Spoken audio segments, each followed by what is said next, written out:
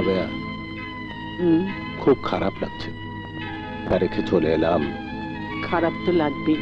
দেন ভাই ভাড়া দেন। কই যাবেন? যাও কালি দেন। এই যে ভাই কই যাবেন? মিঠাপুকুর। মিঠাপুকুর?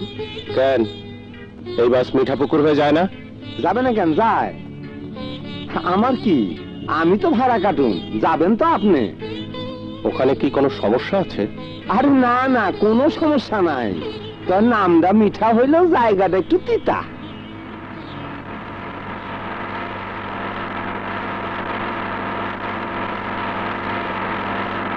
মিঠাপুকুর, মিঠাপুকুর, নামেন নামেন, তাড়াতাড়ি নামেন। আসো রাবে, আসো, সাবধানে সাবধানে সাবধানে দেখে। আসসালামু আলাইকুম ভাবি। ওয়ালাইকুম আসসালাম। আসুন আসুন। কেমন আছিস বন্ধু? ভালো আছি। সময় মতোই খবর পেয়েছিলাম, ভাবলাম নতুন এলাকায় তোমাদের হয়তো অসুবিধা হবে, তাই নিজেই দাঁড়িয়ে আছি। খুব ভালো করেছ। তা মালামাল কোথায় তোমাদের? শহরে দিনের বেলা ট্রাক ঢুকতে দেয় না, ভাগ্যটা আছে রাতে রওনা দেবে, সকালে পৌঁছে যাবে। ও আচ্ছা, চলেন ভাবি, আপনাদের জন্য ঘর ঠিক করে রেখেছি, কাছেই, হেঁটেই যাওয়া যাবে। চলো চলো চলো, এসো বন্ধু। হাসান, একটা ব্যাপার আমি বুঝতে পারছি না। আমি না হয় কোথাও চাকরি পাইনি দেখে এখানে এসে একটা বড় কোম্পানির ব্রাঞ্চ অফিসে চাকরি করছি। তোমার তো ভালো শিক্ষক হিসাবে বেশ সুনাম রয়েছে, কিন্তু তুমি এখানে বদলি হয়ে এলে কেন? এক ছাত্র নকল করছিল, ধরে এক্সপেল করে দিলাম। সে এক প্রভাবশালী এমপির ছেলে, ব্যাস শাস্তিমূলক বদলি হয়ে গেল। তাও ভালো যে চাকরিটা তোমার যায়নি।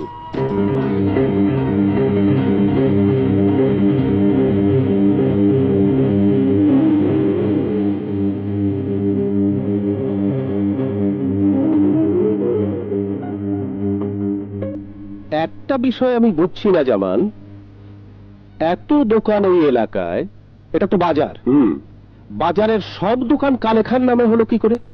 এক এক দোকান এক একজনের, কিন্তু দোকানের নাম রাখতে হবে কালে খান নামে। কেন? এটাই নিয়ম। এই এলাকায় সরকারি অফিস আর বড় বড় কোম্পানির শাখা অফিস ছাড়া স্থানীয় সবকিছুতেই কালে খান নাম থাকতে হবে। পুলিশ কিছু বলে না? কেউ নালিশ করলে তো বলবে।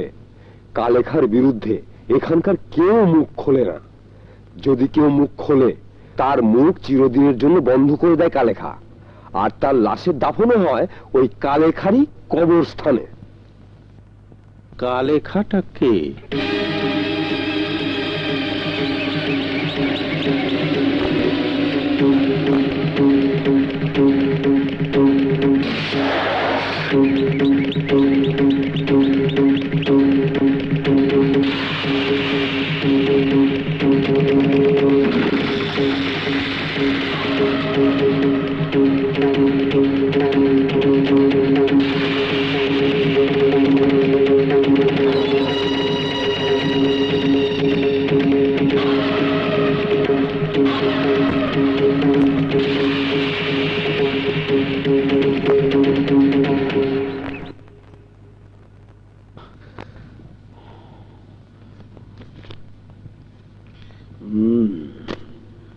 ওজন কম মনে হয়। বস, আমাদের বাপ মারা গেছে, এই সপ্তাহে দিতে পারে নাই, পরের বার দিয়া দিব।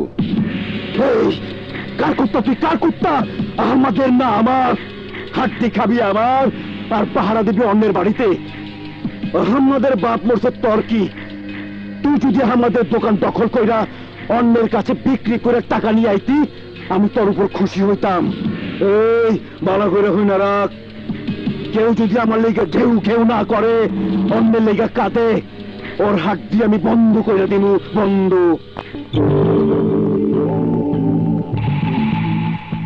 কালেখা, তোমার রাজত্ব ছোট হয়ে গেল নাকি? টাকা কম মনে হচ্ছে। আমি টাকা ছাপাই না চেয়ারম্যান সাহেব, জনগণের কাছ থেকে কাইরা নেই। তোমার গলার আওয়াজটা পছন্দ হইল না। শোনো, তোমার শক্তি আছে, ক্ষমতা নেই। ক্ষমতা হচ্ছে আমার।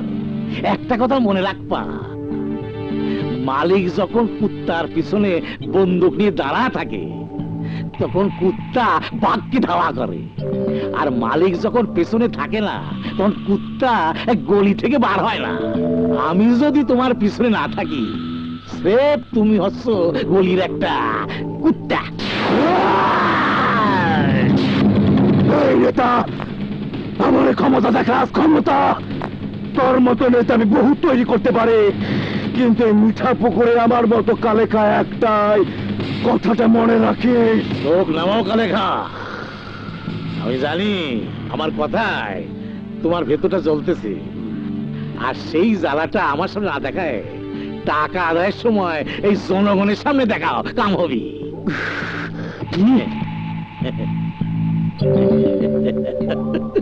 আমার সুবিধির জন্য ওরে সেটা দিলাম। ওর বাপ আবার বিয়ে করেছিল। আচ্ছা, তারপর থেকে ও আমার কাছেই থাকে।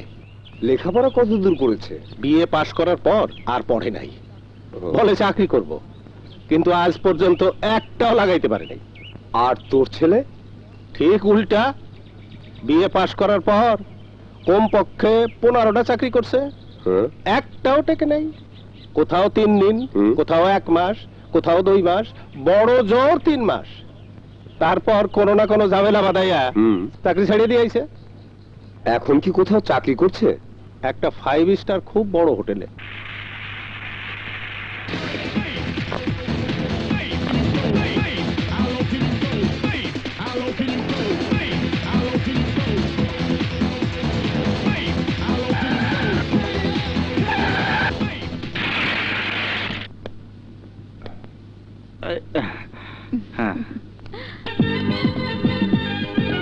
Good morning sir. মর্নিং। আপনি স্যার সত্যি ভাগ্যবান। কি কপাল লেগে জন্মাইছেন, এক একদিন এক একটা মাইয়া। একদিন জলি, পরের দিন মলি, একদিন রিনা, আরেকদিন বিনা। আজকেরটা নাম কি স্যার? আরে কি কথা বলছো, সে আমার স্ত্রী। ওই একই কথা স্যার, প্রতিদিনের হোটেল রুম বুক করেন স্বামী স্ত্রী হিসাবে। যে দিক থেকে যখন যারা নিয়ে আহেন তখন এই আপনার স্ত্রী। আপনি কয় নাম্বার স্ত্রী? সেটা দেখো, ওর মাথায় একটু ছিট আছে, প্রায় মনে আবল তাবল বলে। আবল তাবল বলে না, বাসায় এসো, দেখাবো মজা। এবার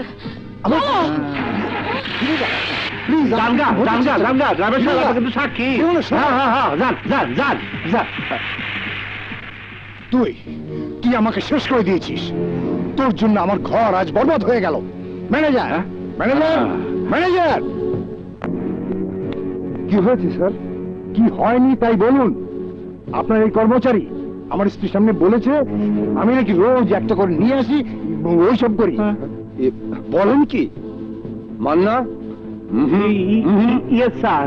তোমাকে এখানে রাখা হয়েছে কাস্টমারদের ইজ্জত সহকারে আমন্ত্রণ জানানোর জন্য, ইজ্জত নষ্ট করার জন্য নয়। কিন্তু স্যার, আমি তো কোনো মিথ্যা কথা কই নাই, সত্য কথা কইছি।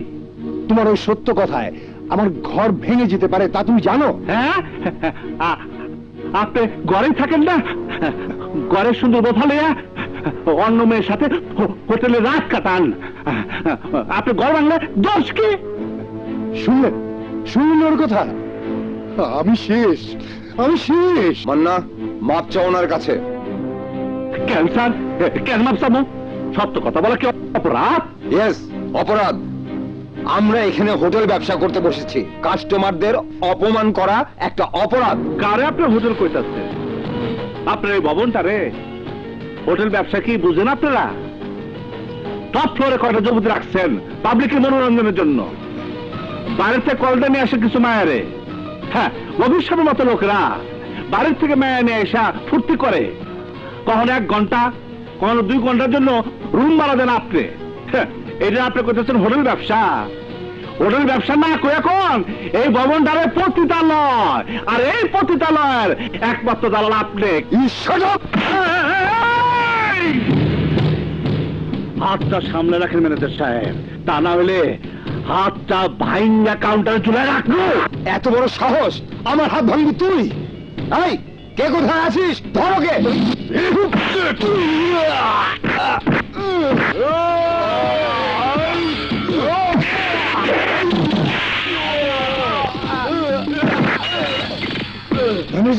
তাড়াতাড়ি পুলিশকে ফোন করুন। পুলিশকে ফোন করলে ফাইসে যাবা তুমি।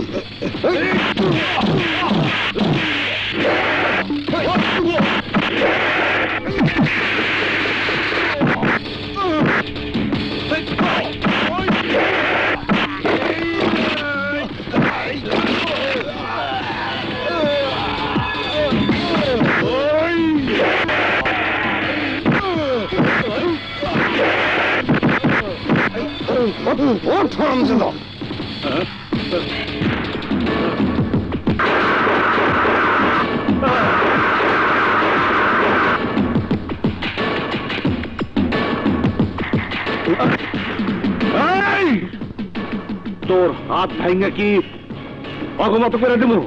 হ্যাঁ, তাইলে অগ হাসপাতালে নিয়ে যা, আর তোর চাকরি আমি নিকুচি করি। যা লম্পট।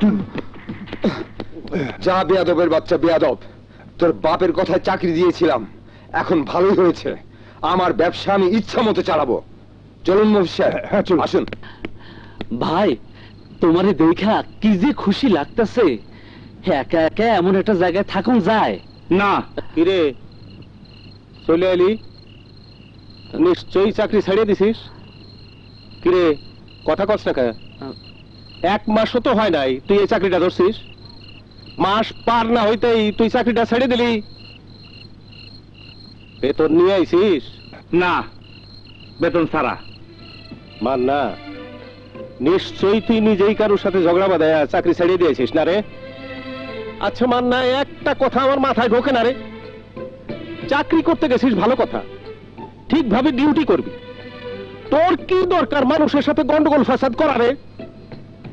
খালি আমার কথাই কইলে তোমার কি দরকার ছিল এমডি সাহেব পুরো নকল ধরে এখানে শাস্তিমূলক বললো আসার? কিসের সাথে কি মিলে? ওটা তো আমার কর্তব্য, আমি একজন শিক্ষক, নকল ধরা আমার ডিউটি। আমারও ডিউটি অন্যের প্রতিবাদ করা।